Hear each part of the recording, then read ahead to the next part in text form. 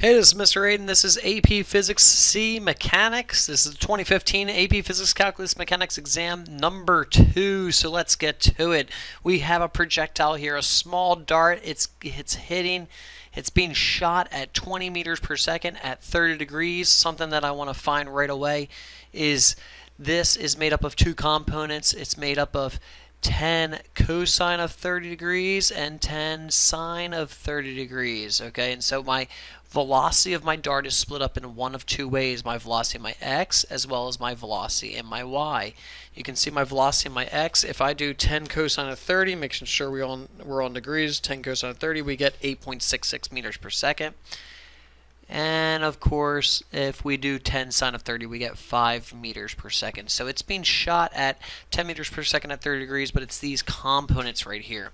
And you can see it is hitting a block that's hanging 1.2 meters. It makes an angle theta as it goes up.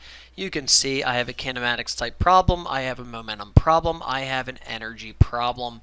And so we can see this is what we're going to be starting with. So it says determine the speed of the dart just before it strikes the block. Well, keep in mind, we knew the velocity in my x was equal to my resultant velocity cosine of 30 degrees, which ended up being 8.66 meters per second. And what do we know about the velocity in the y? That velocity in the y was 5 meters per second here, but right here, when it hits horizontal, the velocity in the y is equal to 0. So that is my velocity in my x is just my 8.66 meters per second. That, of course, is worth 1 point. Okay. Then it says calculate the horizontal distance between the launching point. Well, I have to figure out the time that it was in the air. Okay, and how do I figure out the time that it was in the air? Well, I can do that by that velocity in the y, because velocity in the y final equals velocity in the y initial plus acceleration times time. What's my final velocity in my y was 0 meters per second. What was my initial was 5 meters per second going up, which means gravity is going down, negative 9.8 or negative 10 meters per second if I'm going to use negative 10 meters per second times time, which means the time that is in the air is going to be approximately 0.50 seconds. Okay, which means now I can find the velocity or the distance in the x, because that's the velocity in the x times the time. Velocity in the x was 8.66 meters per second, and the time was half a second, which means the distance that it traveled, the range that it traveled, was approximately 8.66 times 0.5 gives me about 4.3 meters. If you use 9.8, you get about 4.4 meters. So that obviously is worth 2 points. 1 point for finding the time, 1 point for finding the range right there. And so these are just kinematics problems. What's the speed of dart just after the collision? After the collision. So what type of problem is this? This is a momentum problem, isn't it? The momentum initial is equal to the momentum final, which means the mass times velocity of the dart is equal to the total mass, because it is a totally inelastic equation. Energy is not conserved. So I know the dart is 0.020 kigs. I know it's going 8.66 meters per second, which means that momentum is going to be conserved. It is 0.020 kigs. It's an inelastic collision, which means it's colliding with the 0.10 kilograms, and we're finding the velocity, and that velocity ends up being 1.4 meters per second for a momentum problem. This is going to be worth 3 points, believe it or not. 1 point for the conservation of momentum, 1 point for the showing that it's an inelastic collision, and 1 point for my final answer. 3 points for problem C. Okay. Now we are going to be going to problem D. Okay, I know the velocity that it's moving with. It's moving with that 1.4 meters per second. Okay, actually 1.4 meters per second, and we want to figure out the angle theta. So remember, this is an energy problem. We have our kinetic energy is right here. Right here, we're full potential, gravitational potential energy. So that kinetic energy is equal to full gravitational potential energy. That kinetic energy is 1/2 mv squared. Remember that mass is going to be the total mass. That mass is going to be the m1 plus the m2, that 0.020 kigs plus the 0.10 kigs, and its velocity is 1.4 meters per second squared.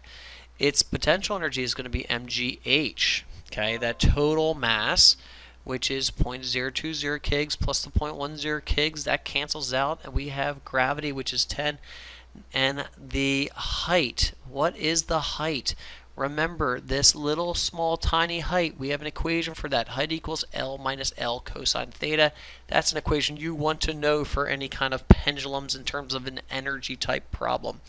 We're going to do our L, which is 1.2 minus 1.2 cosine of theta, and now it is just a bunch of algebra to find my theta of approximately 24 degrees for that. This is going to be worth 3 points. 3 points. 1 point for showing conservation of energy, 1 point for your L minus L cosine theta, and 1 point for your final answer of your 24 degrees. You can see why that L minus L cosine theta to find the height is so important. It shows up approximately every other year. And then problem E, we're trying to find the time that it's going to take to swing the pendulum. Well, what do we know is the period of time is equal to 2 pi square root L over G. And so we have 2 pi square root 1.2 meters, it's the length, over gravity of 9.8 meters per second squared, and we get 2.2 seconds. Now keep in mind, we're looking for half of the time, right? Half of that period, because we want to know the time between when it collides and comes back to its original position. It has not gone a full period, and so the time is only 1.1 seconds. And that's going to be worth 2 points. 1 point for the equation of the period equation, 1.4, dividing it by 2 right there. Let's take a look at the final part of this problem. In a second experiment, it says a dart with more mass is launched at the same speed, the same angle, and we want to know what's going to happen to the theta. Is it going to increase, decrease, or stay the same? And so it is going to increase. Why is it going to increase? Is you can see how there is going to be more momentum. And so if there's more momentum, there's going to be more momentum transferred into the block and dart system. So that block dart system is going to have more velocity of the block dart system. If it's going to have more velocity, that greater speed after the collision, it's going to have more kinetic energy. If it has more kinetic energy, it has more potential energy. If it has more potential energy, it's going to be a greater angle theta. And that is worth 2 points. 2 points. Obviously, 1 point for, say, an increase, 1 point for the correct justification of that.